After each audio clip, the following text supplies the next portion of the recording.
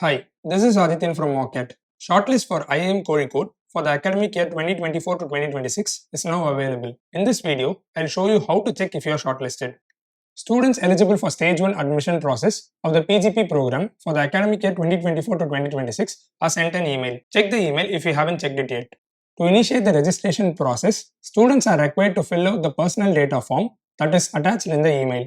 Registration period starts from 4th January 2024 and ends on 9th January 2024. Publication of shortlist for personal interview will be released on 25th January 2024. Please note the basic eligibility criteria that is used for stage 1 shortlisting. This shortlist is sent to all students who have cleared the overall and sectional cutoffs for IIM Kozhikode.